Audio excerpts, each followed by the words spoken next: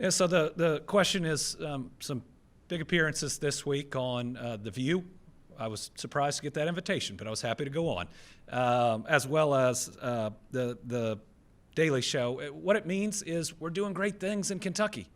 You know, people wouldn't be providing these invitations if we weren't creating more jobs, if we weren't getting some of our best wages, if people's view on Kentucky hadn't changed dramatically in the last 6 years. You know, we used to be a state that people looked down on. Now they're looking up to us. We're winning, beating other states for the jobs of the future, and it's truly exciting to see that, you know, our economy is still expanding, even in a very difficult time. But the other thing I'm trying to do is speak reason into the chaos. I'm trying to be a steadying voice of what our country should be, of pushing back against the division, of telling people that their neighbor is not the enemy from within, it's just your neighbor.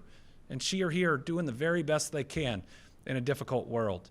I'm also head of the Democratic Governors Association, so I have 36 governors races to try to win across the country, and this is an important platform, some of those shows and other appearances to get those messages out. Carolina. Governor, regarding your appearance on The View, Immigration and Customs Enforcement has responded to comments that you have made in a post on X. ICE says that they will continue to withdraw criminal aliens from Kentucky regardless of your rhetoric.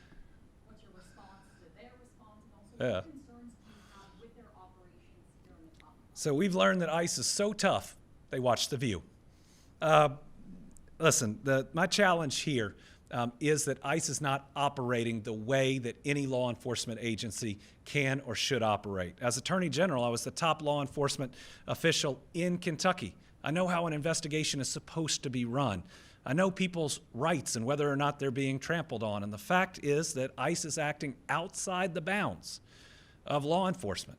They believe they can march into an American's home without a judicial warrant. They can't. That's a violation of whoever's rights that they're treading on. And now there is an American body count to the way they're going about their work.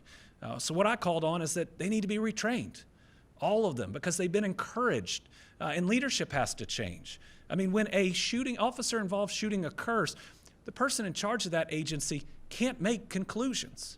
That impacts the likely investigation. And we do an officer-involved shooting for every shooting that occurs in Kentucky, one law enforcement agency or another. You don't just make a conclusion and move on, and just about all of them are even presented to a grand jury, even if it's law enforcement showing up, say, on a domestic violence call, and the person walks out and starts shooting them. We even do the investigation there. Why?